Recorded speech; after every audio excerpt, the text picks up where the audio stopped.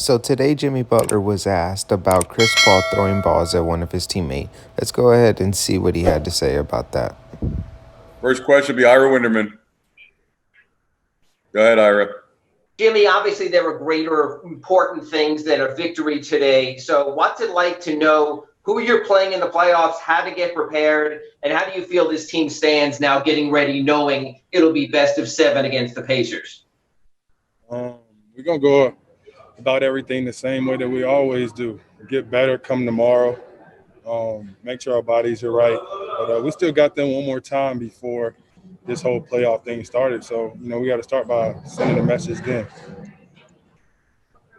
And then what did you sort of think today when the starters were in there at the beginning, how the 5 of you guys played? Played well. We're still expected to win that game. But, stuff happens. We didn't make shots. They did. We didn't play heat basketball down the stretch. They took advantage of that. But I think our minds and our hearts are still in the right place. So, like I said, tomorrow when we get back on the court, we get to get better. We get to learn from our mistakes. And we're going to hit this thing running. Andres Lopez, go ahead. Thank you, Jimmy.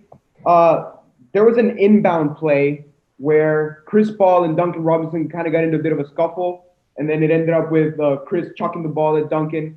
The very next play, you took a charge on Chris. Was that you kind of having your teammates back and letting Chris know, like, we're not going to let this slide? Yeah, I'm not. You're not going to throw the ball at my teammate like that. And you just look.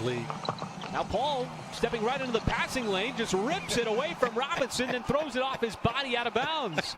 I'll get a turnover, get an offensive foul, but we don't do that here. So you mess with one of my guys, especially one of my shooters, then you got to deal with me and everybody else. Upon himself, said 19 points, enough of that. He's now my responsibility. That should be an offensive foul, and it is. Jimmy, big game for Tyler tonight, obviously. What's it like for you watching him play with that type of confidence out there? That's who he is. Love that kid to death. He's growing each and every time he steps on the basketball court. Obviously, he can score the ball, but he's getting everybody involved. He's listening, he's learning, and he's being coached by everybody, and he's just being a great teammate. It's crazy that he's as young as he is, but he plays it. He plays the game like he's been in the league for a long time. Okay, last question, Cooper Moorhead.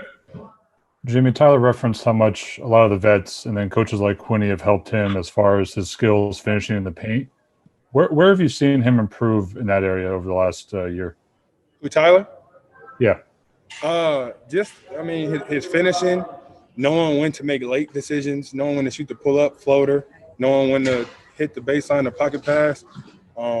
It's not surprising to me, though, because he's always studying the film. He's always watching it before the game, after the game. And the kid just wants to be great. He wants to help bring a championship to Miami, and I think we're going to do that.